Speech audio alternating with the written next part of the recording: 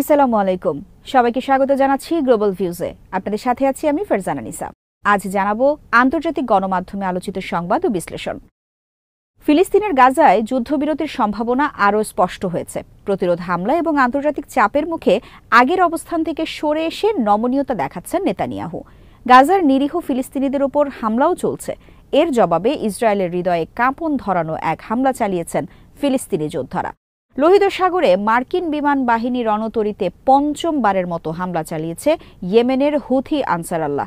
হুথিদের বড় হামলার আশঙ্কায় ইসরায়েল জুড়ে সতর্কাবস্থা বিরাজ করছে। প্যালেস্টাইন ক্রনিকল জানিয়েছে, শনিবার উত্তর গাজার বেইত হানুনে ফিলিস্তিনি যোদ্ধাদের ভয়াবহ হামলায় অন্তত 7 জন ইসরায়েলি সেনা নিহত হয়েছেন। গুরুতর আহত হয়েছেন অন্তত 30 সেনা। আহত ইসরায়েলি সেনাবাহিনীর ব্রিগেডিয়ার জেনারেল এবং নাহাল ব্রিগেডের ডেপুটি কমান্ডার সহ 11 সেনার অবস্থা সংকটাপন্ন।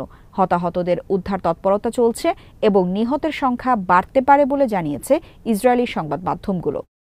ইসরায়েলের ওয়াল্লা ওয়েবসাইট জানিয়েছে, নাহাল ব্রিগেডের এক টহল দলের ওপর এক্সপ্লোসিভ ডিভাইসের বিস্ফোরণ ঘটানো হলে এই হতাহতের ঘটনা ঘটে। অনাবিষ্কৃত একটি টানেলের ভেতর দিয়ে ফিলিস্তিনি যোদ্ধারা এসে সেনাদলের ওপর হামলা চালান বলে ধারণা করছে ইসরায়েলি মিডিয়া। ইসরায়েলি চ্যানেল 12-এর ভাষ্য, উপর্যুপরি 2 দফা হামলা হয়েছে। ল্যান্ডমাইন বিস্ফোরণের পর তীব্র বন্দুকযুদ্ধে জড়ান ফিলিস্তিনি যোদ্ধারা।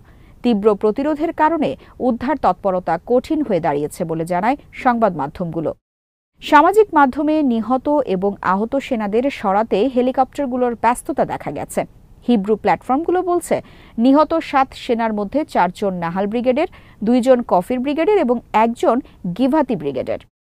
অধিকৃত পশ্চিম তীরের ইহুদি বসতি মালে আদুমিম মিউনিসিপ্যালিটি জানিয়েছে, তাদের এক অধিবাসী শনিবার গাজায় নিহত হয়েছেন। তিনি নিহত 7 জনের মধ্যে আছেন নাকি আলাদা ঘটনায় তার প্রাণহানি ঘটেছে তা নিশ্চিত নয়। এদিকে কঠোর বিধিনিষেধের কারণে সেনাদের প্রাণহানির তথ্য লুকিয়ে ইসরায়েলি সেনাবাহিনী শুধু বলেছে, টানেল বিস্ফোরণে তাদের এক ব্রিগেডিয়ার জেনারেল গুরুতর আহত হয়েছেন। লোহিত সাগরে মার্কিন বিমান বাহিনী রণতরী ইউএসএস হ্যারি জে ট্রুম্যানে আবার হামলার খবর দিয়েছে ইয়েমেনের হুথি আনসার আল্লাহর নেতৃত্বাধীন সশস্ত্র বাহিনী। তারা বলেছেন, শনিবার এই হামলা চালানোর সময় 2 পক্ষের মধ্যে 9 ঘণ্টা ব্যাপী সংঘর্ষ হয়। বাহিনীর মুখপাত্র ব্রিগেডিয়ার জেনারেল ইয়াহিয়া সারি শনিবার রাতে আল মাসিরা নিউজ চ্যানেলে প্রকাশিত এক বিবৃতিতে বলেন, এ নিয়ে হ্যারি ট্রুম্যানের বিরুদ্ধে 5ম দফা হামলা চালাল ইয়েমেন। জেনারেল সারি বলেন, মার্কিন বিমানবাহী রণতরীতে ক্রুজ ক্ষেপণাস্ত্র ও ড্রোন দিয়ে আঘাত হানা হয়। অভিযানটি সফল হয়েছে দাবি করে ইয়েমেনের এই সেনা কর্মকর্তা বলেন, হামলার পর মার্কিন যুদ্ধজাহাজটি তার অবস্থান থেকে পিছু হটে উত্তর দিকে লোহিত সাগরের শেষ প্রান্তে চলে গেছে। তিনি হুঁশিয়ারি দিয়ে বলেছেন, ইসরায়েল ও তার পৃষ্ঠপোষকরা যতদিন গাজা উপত্যকায় গণহত্যা বন্ধ এবং এই উপত্যকার ওপর থেকে অবরোধ প্রত্যাহার না করবে, ততদিন ইয়েমেনের সশস্ত্র বাহিনীর অভিযান চলবে। এর আগে হুথিদের সশস্ত্র বাহিনী শুক্রবার এক বিবৃতিতে হ্যারি জে ট্রুম্যান ও তার সহযোগী রণতরীগুলোর বিরুদ্ধে কয়েক দফা হামলার খবর দিয়েছিল। ইসরায়েল ও যুক্তরাষ্ট্রের বিরুদ্ধে 5ম দফা অভিযানের অংশ হিসেবে বৃহস্পতিবারও লোহিত সাগরে মোতায়েন মার্কিন নৌবহরের ওপর হামলা চালায় ইয়েমেনের সশস্ত্র বাহিনী। হুথি আনসার আল্লাহ আন্দোলন ইসরায়েলে নতুন করে বড় হামলা চালাতে পারে, এই আশঙ্কায় ইসরায়েল সরকার উচ্চমাত্রার সতর্ক অবস্থায় রয়েছে বলে খবর পাওয়া গেছে। ইয়েমেনে ইঙ্গো মার্কিন ইসরায়েলি যৌথ বিমান হামলার প্রতিশোধ নিতে হুথিরা এই হামলা চালাবেন বলে জানতে পেরেছে ইসরায়েলি নিরাপত্তা সংস্থাগুলো। ইসরায়েলের চ্যানেল 12 শনিবার এক প্রতিবেদনে বলেছে, আনসার আল্লাহ আন্দোলন অচিরেই প্রতিশোধমূলক হামলা চালাতে পারে বলে প্রকৃত হুমকি রয়েছে এবং সম্ভাব্য এই প্রতিশোধমূলক হামলা ঠেকাতে ইসরায়েলি নিরাপত্তা বাহিনী সর্বোচ্চ সতর্ক অবস্থায় রয়েছে। এর আগে শুক্রবার ইয়েমেনের আল মাসিরা টেলিভিশন জানিয়েছিল, ইসরায়েলি মার্কিন ব্রিটিশ যুদ্ধ বিমানগুলো রাজধানী সানার উত্তরে অবস্থিত আমরান প্রদেশে ব্যাপক বোমাবর্ষণ করে। তাছাড়া হুদায়দা ও রাস ইসা বন্দরেও হামলার চালায় যৌথ বাহিনী। আনসার আল্লাহর সশস্ত্র বাহিনী লোহিত সাগরে মোতায়েন মার্কিন বিমানবাহী রণতরী ইউএসএস হ্যারি জে ট্রুম্যানের ওপর হামলা করার পর ইয়েমেনের বিভিন্ন লক্ষ্যবস্তুতে এই হামলা চালানো হয়েছে বলে মার্কিন তরফে জানানো হয়। 2023 সালের 7 অক্টোবর ইসরায়েলি বাহিনী গাজায় ভয়াবহ আগ্রাসন শুরু করার পর ইয়েমেন প্রকাশ্যে ঘোষণা দিয়ে গাজাবাসীর পক্ষাবলম্বন করে। ইয়েমেনের সশস্ত্র বাহিনীর সমুদ্র অভিযানের ফলে লোহিত সাগর দিয়ে ইসরায়েলে পণ্যবাহী জাহাজ চলাচল বন্ধ হয়ে যায়। ইসরায়েলের দক্ষিণাঞ্চলীয় এইলাত সমুদ্র বন্দর বর্তমানে কার্যত অচল রয়েছে। ইয়েমেনের সশস্ত্র বাহিনী বলেছে, গাজায় ইসরায়েলের গণহত্যা বন্ধ না হওয়া পর্যন্ত তাদের অভিযান অব্যাহত থাকবে। ইসরায়েলের রাজধানী তেল আবিবে শনিবার বিকালে বিশাল সরকার বিরোধী বিক্ষোভ হয়েছে। গাজা উপত্যকায় বন্দী ইসরায়েলিদের মুক্তির দাবিতে হামাসের সঙ্গে অবিলম্বে চুক্তি করার দাবি জানিয়েছেন বিক্ষোভকারীরা। প্রতিরক্ষা মন্ত্রণালয়ের সদর দপ্তর সহ একটি সরকারি কমপ্লেক্সের পাশে এই বিক্ষোভ হয়। আগের মতো বিক্ষোভগুলো থেকে ছড়িয়ে পড়া সংঘর্ষ এড়াতে পুলিশ ও জরুরি সেবাগুলোর বিশাল উপস্থিতি ছিল বিক্ষোভ ঘিরে। বিক্ষোভকারীরা বন্দীদের ছবি প্রদর্শন করেন এবং যুদ্ধ বন্ধের বিনিময়ে হলেও তাদের নিরাপদ প্রত্যাবর্তনের ব্যবস্থা নেয়ার জন্য স্লোগান দিতে থাকেন। এদিকে ইসরায়েলি সংবাদ মাধ্যমগুলো বলেছে, মুক্তিপ্রাপ্ত বন্দী এবং বর্তমানে বন্দী থাকা ব্যক্তিদের স্বজন সহ ১১২ জন ইসরায়েলি বসতি স্থাপনকারী সুপ্রিম কোর্টে একটি মামলা করেছেন। মামলায় মৌলিক অধিকার রক্ষায় ব্যর্থতা, গাজায় বন্দীদের বিষয়ে অবহেলা ও মৌলিক আইন লঙ্ঘনের জন্য সরকারের বিরুদ্ধে অভিযোগ আনা হয়। গাজার যুদ্ধবিরতি আলোচনায় বেশ অগ্রগতি দেখা যাচ্ছে বলে জানিয়েছে বিভিন্ন সংবাদ মাধ্যম। কাতারের রাজধানী দোহায় আলোচনা নিয়ে ব্যস্ত পক্ষগুলোও যুদ্ধবিরতি নিয়ে আশাবাদ ব্যক্ত করেছেন। আলোচনায় অংশ নিতে ইসরায়েলের গোয়েন্দা সংস্থা মোসাদের প্রধান ডেভিড বার্নিয়া এবং অভ্যন্তরীণ নিরাপত্তা সংস্থা শিন বেতের প্রধান রোনান বারকে কাতারে পাঠিয়েছেন প্রধানমন্ত্রী বেনিয়ামিন নেতানিয়াহু। শনিবার প্রধানমন্ত্রীর দফতর থেকে এই তথ্য জানানো হয়। এই আলোচনায় মধ্যস্থতাকারী হিসেবে থাকছেন যুক্তরাষ্ট্র, মিশর ও কাতারের প্রতিনিধিরা। শনিবার নেতানিয়াহুর সঙ্গে বৈঠক করেছেন নবনির্বাচিত মার্কিন প্রেসিডেন্ট ডোনাল্ড ট্রাম্পের মনোনীত পশ্চিম এশিয়ার দূত স্টিভ উইটকফ। বিভিন্ন সূত্র আভাস দিয়েছে, চুক্তিতে আসার বিষয়ে ট্রাম্পের কঠোর বার্তা নেতানিয়াহুর কাছে পৌঁছে দিয়েছেন তিনি। এর আগে দোহায় তিনি আলোচনায় অংশগ্রহণকারীদের সঙ্গে কথা বলেন। সংবাদ মাধ্যমগুলো বলছে, ডোনাল্ড ট্রাম্পের দেওয়া সময়সীমা ২০ জানুয়ারির মধ্যে একটি যুদ্ধবিরতি চুক্তির সম্ভাবনা দেখা যাচ্ছে। এর আগে ট্রাম্প হুঁশিয়ারি দেন, এই সময়ের মধ্যে যুদ্ধবিরতি এবং বন্দীদের মুক্তি না হলে মানবতা বিরোধীদের ভয়াবহ পরিণতি ভোগ করতে হবে। এর মাধ্যমে তিনি ইসরায়েল এবং হামাস উভয় পক্ষকেই সতর্ক করে দেন।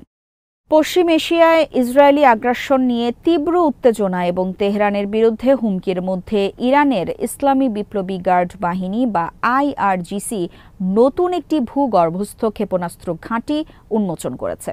ইরানের প্রেস টিভি জানিয়েছে, শুক্রবার গভীর রাতে IRGCর প্রধান কমান্ডার মেজর জেনারেল হোসেন সালামি এবং IRGCর অ্যারোস্পেস ডিভিশনের কমান্ডার ব্রিগেডিয়ার জেনারেল আমির আলী হাজিজাদেহ ক্ষেপণাস্ত্র শহরটি উন্মোচন করেন।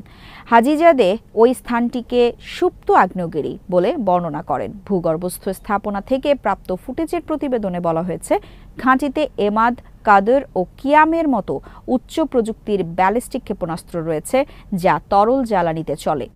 ক্ষেপণাস্ত্র শহরের অন্যান্য অংশের ৯০% নিরাপত্তার কারণে দেখানো হয়নি।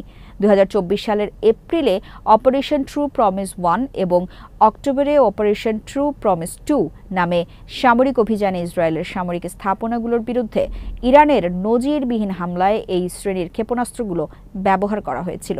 ক্ষেপণাস্ত্র ঘাঁটিকে পাহাড়ের গভীরে সুপ্ত আগ্নেয়গিরি হিসেবে বর্ণনা করে ইরানের জাতীয় টেলিভিশনের প্রতিবেদনে বলা হয়েছে, এই পাহাড়ের নিচে অবস্থিত আগ্নেয়গিরিটি খুবই কম সময়ের মধ্যে অগ্ন্যুৎপাত করতে পারে। ক্ষেপণাস্ত্র শহরটি পরিদর্শনের সময় মেজর জেনারেল হোসেন সালামি ইসরায়েল বিরোধী দুটি বীরোচিত হামলায় জড়িত IRGCর প্রশংসা করেন। ইরানের ক্ষেপণাস্ত্র উৎপাদনের ক্ষমতা ক্ষতিগ্রস্ত হয়েছে বলে শত্রুরা যে ধারণা পোষণ করছে তা প্রত্যাখ্যান করে তিনি বলেন, শত্রুরা হয়তো ভেবেছিল আমাদের ক্ষেপণাস্ত্র উৎপাদন ক্ষমতা স্থবির হয়ে পড়েছে, কিন্তু তাদের ধারণা ভুল। আমাদের ক্ষেপণাস্ত্র তৈরির উপাদান উন্নত হচ্ছে এবং ক্ষেপণাস্ত্রের ক্ষমতা ও সামর্থ্য প্রতিদিনই বাড়ছে। পশ্চিম এশিয়া অঞ্চলে মার্কিন সেনা ঘাঁটিগুলো সহ দেশটির সকল স্থাপনায় ইরানের সশস্ত্র বাহিনীর হামলার আওতায় রয়েছে বলে হুঁশিয়ারি দিয়েছেন ইরানের সেনাবাহিনীর স্থলবাহিনীর commander brigadier general Kiumars Heydari. তিনি বলেছেন, ইরান তার জাতীয় নিরাপত্তার প্রতি যে কোনো হুমকি মোকাবেলায় সার্বক্ষণিকভাবে প্রস্তুত রয়েছে। জেনারেল হায়দারি শনিবার সেনা কমান্ডারদের সঙ্গে এক বৈঠকে বলেন, ইরাকের আইন আল আসাদে অবস্থিত মার্কিন সেনা ঘাঁটি এবং ইসরায়েলের বিভিন্ন ঘাঁটিতে ইরান যে ক্ষেপণাস্ত্র হামলা চালিয়েছে সেই ধরনের হামলা চালানোর সাহস বিশ্বের আর কোনো সেনাবাহিনীর ছিল না। তিনি বলেন, মধ্যপ্রাচ্যের প্রতিটি মার্কিন স্থাপনা ইরানের হামলার আওতায় রয়েছে এবং এসব স্থাপনায় হামলা চালানোর সক্ষমতাও ইরানের রয়েছে। শত্রুরা ইরানের বিরুদ্ধে একটি হাইব্রিড যুদ্ধ চালাচ্ছে বলে সতর্ক করে দিয়ে জেনারেল হায়দারি বলেন, বিশ্ব জনমতকে নিজের সামরিক শক্তি সম্পর্কে বিভ্রান্ত করে তারা অবৈধ স্বার্থ হাসিল করার লক্ষ্যে হাইব্রিড ও মনস্তাত্ত্বিক যুদ্ধ চালায়। শত্রুর আক্রমণাত্মক ও প্রতিরক্ষামূলক যে কোনো পদক্ষেপের ব্যাপারে সতর্ক থাকতে ইরানি সেনা কমান্ডারদের প্রতি আহ্বান জানান জেনারেল হায়দারি। আল জাজিরা জানিয়েছে, গাজায় ইসরায়েলি হামলা অব্যাহত রয়েছে। শনিবার উপত্যকা জুড়ে প্রায় ৩২ জন নিহত হয়েছেন। জাবালিয়ার একটি আশ্রয়কেন্দ্রে হামলা চালায় ইসরায়েলি বাহিনী। এতে এক প্যারামেডিক সহ অন্তত ৮ জন নিহত হন। ইসরায়েল ও হিজবুল্লাহর মধ্যে চলমান যুদ্ধবিরতি চুক্তি অনুযায়ী বিভিন্ন স্থানে লেবানিজ সেনা মোতায়েনের মধ্যে দক্ষিণ লেবাননেও হামলা চালিয়েছে ইসরায়েলি বাহিনী। গাজার স্বাস্থ্য মন্ত্রণালয় জানিয়েছে, ২০২৩ সালের ৭ অক্টোবর থেকে ইসরায়েলি হামলায় নথিভুক্ত নিহত ফিলিস্তিনির সংখ্যা ৪৬,৫৩৭ জনে পৌঁছেছে। আহতের সংখ্যা ১,০৯,৫৭১। অনেকে এখনও নিখোঁজ। তারা ধ্বংসস্তূপের নিচে চাপা পড়ে আছেন অথবা রাস্তায় ছড়িয়ে ছিটিয়ে আছেন। উদ্ধার ও বেসামরিক প্রতিরক্ষা দল তাদের কাছে পৌঁছাতে পারছে না। নিখোঁজের সংখ্যা ১১,২০০ ছাড়িয়ে গেছে বলে গাজার স্বাস্থ্য মন্ত্রণালয়ের বিবৃতিতে বলা হয়। দুর্নীতির অভিযোগ ওঠায় যুক্তরাজ্যের ট্রেজারি মিনিস্টার টিউলিপ সিদ্দিককে বরখাস্ত করতে প্রধানমন্ত্রী কিয়ার স্টারমারের প্রতি আহ্বান জানিয়েছেন দেশটির প্রধান বিরোধী দল কনজারভেটিভ পার্টির প্রধান কেমি ব্যাডেনচ।